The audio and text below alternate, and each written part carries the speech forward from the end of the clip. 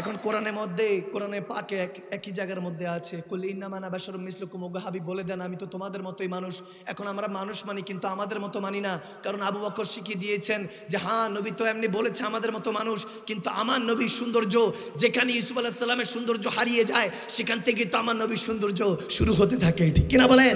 বলে কাত্তা ইয়াদু আন্না, কোরআনে পাকে দলিল দিতে থাকে মিশরের সুন্দরী সুন্দরী নারীরা ইউসুফ আলাইহিস সালামের সৌন্দর্য দেখে যখন মা জুলেখা বলতেছে আমি ইউসুফ আলাইহিস সালামকে তোমাদের সামনে দিয়ে নিয়ে যাব, সুন্দরী সুন্দরী নারীরা যখন ইউসুফ আলাইহিস সালামের সৌন্দর্য দেখতে লাগলেন, হারিয়ে গেলেন, কমলা কেটে লেবু কেটে আঙ্গুল কেটে পড়ে গেল, খবর পেল না। এখন আমরা জানি, আমরা কি জানি যে যদি একটা সুই ঢুকে, যদি জিসিমের মধ্যে একটা সুই প্রবেশ করে তাহলে কিন্তু কষ্ট অনুভব হয়, কারণ রক্ত নালীগুলি আলাদা হয়, এই জন্য কষ্ট অনুভব হয়। জিজ্ঞেস করতে লাগলাম, আঙ্গুল কেটে পড়ে গেল, মিশরের নারীরা একটা ফোঁটাও টের পেল না, এখনো সৌন্দর্য দেখতেছে আর বলতেছে এটা তো কোনো সাধারণ বান্দা হতে পারে না, মনে হয় আল্লাহর কোনো সৌন্দর্য।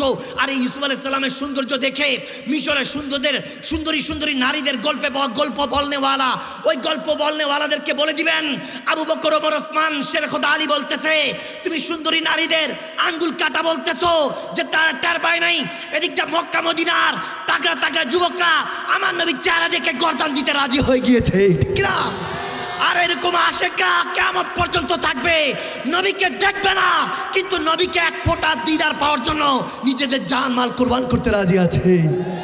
দুই হাত তুলে দেখে বলেন সেই রাজি আছে কিনা, বলেন মুমিন মুসলমানরা।